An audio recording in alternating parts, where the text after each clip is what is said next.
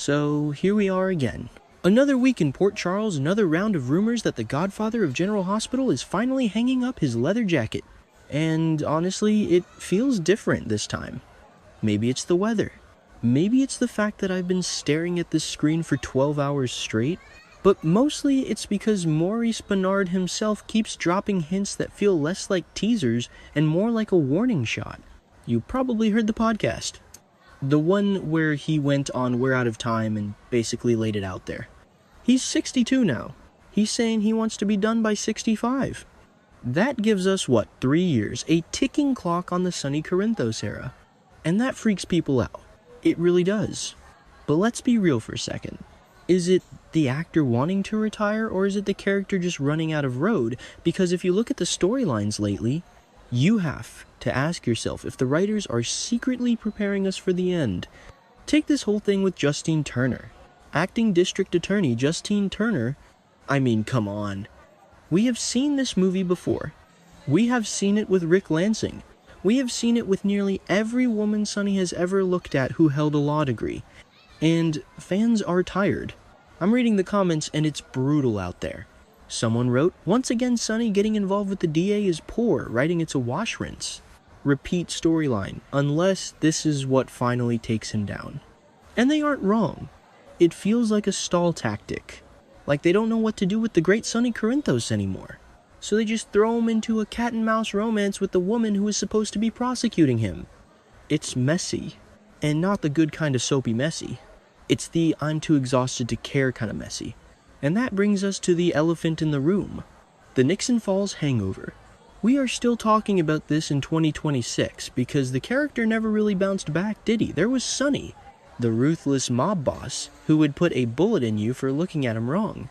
And then there was Mike, the flannel-wearing amnesic bartender who just wanted to live a simple life. And ever since he came back from the dead, he's been this weird hybrid, a mob boss with too many feelings. A criminal who hesitates.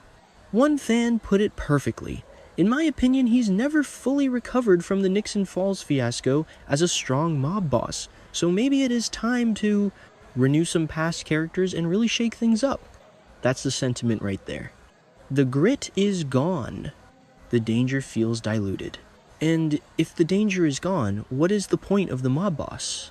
So if Maurice walks, or if Sonny finally retires to that coffee island in the sky, who takes the chair? Who sits at the head of the table? This is where it gets interesting.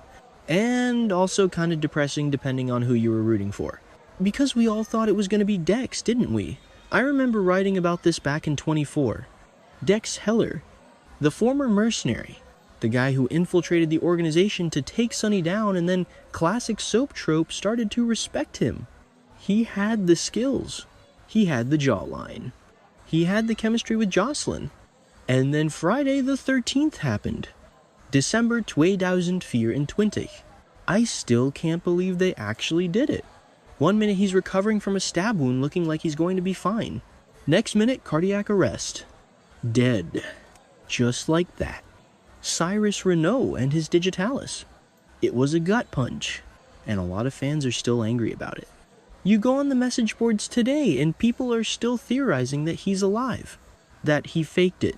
That he's in witness protection. I thought that's why Dex was on canvas before they made him a cop and killed him off. One user posted. It feels like a waste. He was the natural successor.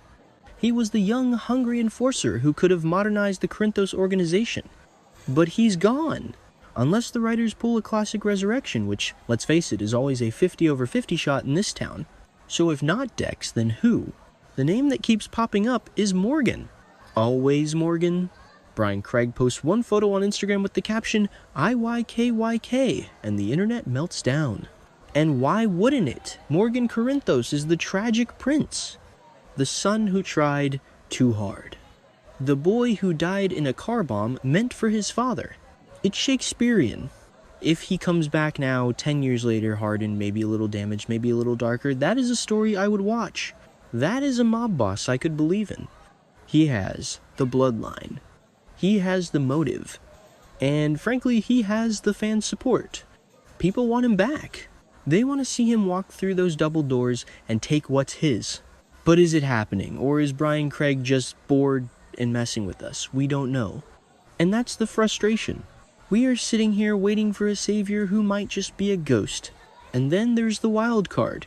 Kristina? Now, this is a theory I can get behind. Kristina Corinthos Davis. She has been through the ringer lately. The surrogacy loss. The spiraling. The rage. And what did Sonny tell her? Embrace the anger. That is not fatherly advice. That is mentorship. That is a Don talking to his underboss. Kristina has always been the emotional one, the volatile one. But isn't that what Sonny was? Impulsive?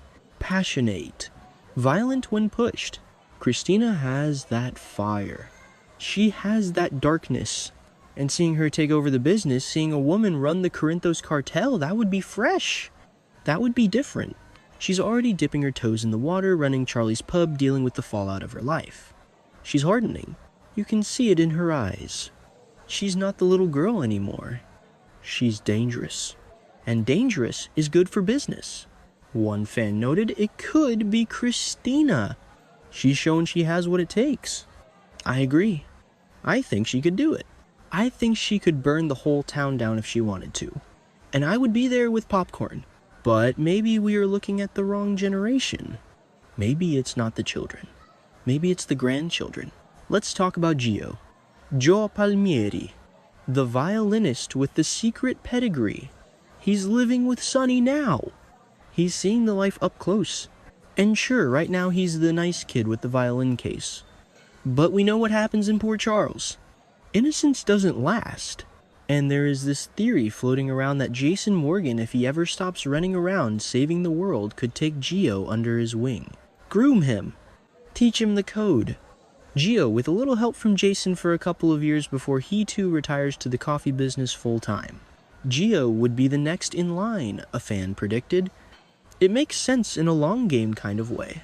He's a Quartermain. He's a Corinthos. He bridges the two most powerful families in town.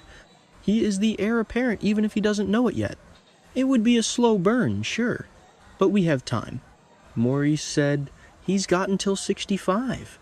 That's enough time to turn a violinist into a hitman. Or at least a very intimidating businessman. And let's not forget Spencer.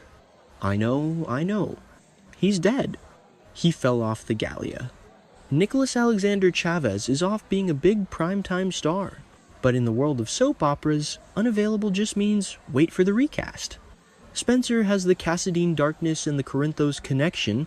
If he came back stripped of his Prince Charming act ready to rule, that would be terrifying. And amazing, he was always flirting with the dark side. Maybe it's time he fully committed. But for right now, this Friday in February 2026, we are stuck with Sonny and Justine. We are stuck with the rumors. We are stuck with a mob boss who seems more interested in dinner dates than turf wars. And it's frustrating. It really is. Because we know what this show can be. We know how high the stakes can get. And right now, it feels like we are just treading water. Waiting for the retirement party. Waiting for the funeral. Waiting for the next big explosion. Maybe the critics are right. Maybe the mob element isn't going anywhere. There's always been a criminal mob spy element in GH, so I don't think it's going anywhere, someone said. And they are right. Port Charles needs its gangsters. It needs its shadows. But it needs a leader who scares us. And I'm not sure Sonny does that anymore. I'm not sure he has since Nixon Falls. He's a legend, yes. But legends fade, and sometimes they need to step aside so the new blood can spill. So who do I want, honestly? Give me Morgan. Give me the prodigal son returning from the dead to claim his throne. Give me the drama of Carly seeing her dead son running the business she hates. Give me Michael's jealousy. Give me the chaos. Because that's why we watch. We don't watch for the happy endings.